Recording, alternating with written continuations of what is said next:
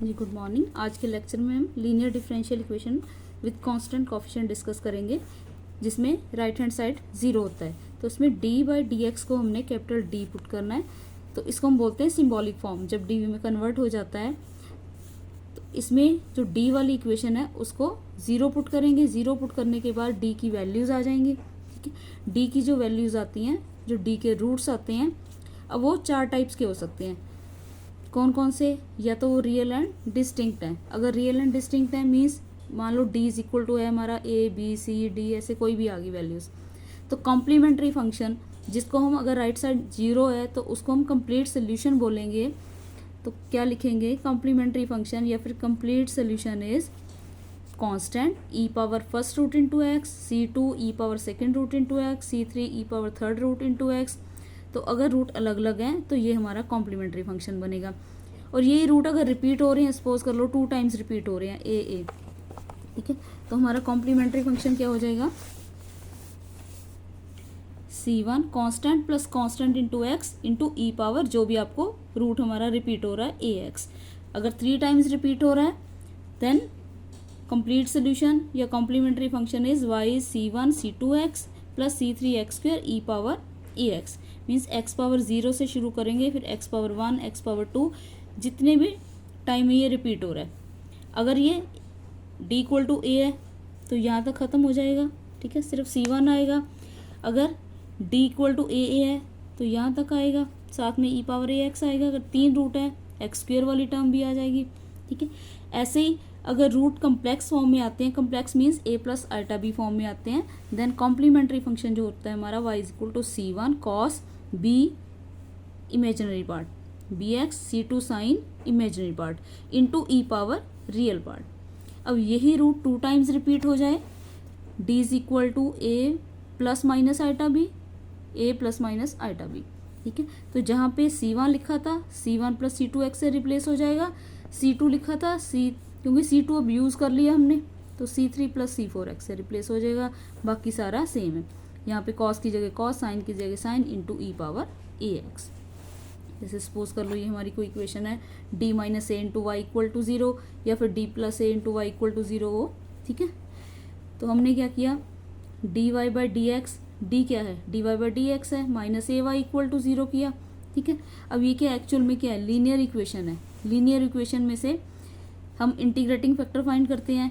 Integrating factor कितना बन जाएगा इसका? E power integral p d x, जैसे हमने लिबनिट्ज लीनियर इक्वेशन में किया था। अब p की वैल्यू यहाँ पे माइनस ए है तो हमारा इंटीग्रेटिंग फैक्टर क्या आ गया? E power minus a x. ठीक है, और सोल्यूशन क्या हो जाएगा फिर? y into e power minus a x equal to e power minus a x into Q, right hand side zero थी तो 0 इंटू डी एक्स, और राइट साइड ये वाली टर्म 0 होगी तो ये आ गया हमारा y E power minus a x. ठीक है, और ई पावर ए एक्स माइनस वाला इधर जाके प्लस का हो गया, तो ये हमारा सोल्यूशन। तो जो भी लीनियर फैक्टर हम डायरेक्ट यहाँ पे लगाते हैं सोल्यूशन में, c constant E power a x, वो ऐसे एक एक लीनियर फैक्टर सॉल्व करके आता है। तो ऐसे हम कम्प्लेक्स वाला भी सॉल्व कर सकते हैं। अगर कम्प्लेक्स वाला रूट है तो या a प्लस आइटा भी होगा, या a माइनस आइटा भी होगा। तो इसको मैंने क्या किया? वही एक्सपोनेंशियल वाले मेथड से लिख दिया। उसके बाद इसको साइन कॉस में कन्वर्ट कर दिया। E power iota b x को cos b x iota sine b x लिख दिया। ऐसे माइनस में माइनस आ जाता है। ठीक है, उसके बाद y क्या बन गया? ई पावर ए एक्स, दोनों वैल्यूज यहाँ पे पुट कर दी। ठीक है, c1 plus c2 cos common ले लिया, ऐसे साइन कॉमन ले लिया। अब इसको मैंने कैपिटल C1 या कैपिटल C2 पुट कर दिया, तो ये हमारा कॉम्प्लेक्स वाला सोल्यूशन बन गया। ठीक है, तो आपको ये प्रोसीजर करने की ज़रूरत नहीं है, आपने सिंपली आप ये डायरेक्ट सोल्यूशन याद रखने हैं। ठीक है, अगर रियल एंड डिस्टिंक्ट है तो ये वाला आएगा। अगर रिपीट हो रहे हैं, रिपीट हो रहे हैं तो क्या आ जाएगा? c1 c2x या फिर c1 c2x E power a x, depend करता है कितनी बार रिपीट हो रही है। ठीक है, ऐसी कॉम्प्लेक्स फॉर्म में a plus iota b form में है तो डायरेक्ट ये सोल्यूशन लगाएंगे। रिपीट हो रहा है तो डायरेक्ट लिख देंगे। ठीक है, अब जैसे सपोज कर लो ये कोई क्वेश्चन है। ठीक है, मैंने क्या किया, इसको सिंबॉलिक फॉर्म में कन्वर्ट कर दिया। जो डी वाली इक्वेशन थी उसको 0 पुट किया, वहाँ से डी की 2 वैल्यूज़ आ गई, एक -2 आ गई, एक 1 आ गई। तो सोल्यूशन क्या हो गया, सीधा ही y equal to c1 e⁻²x c2 e⁻x।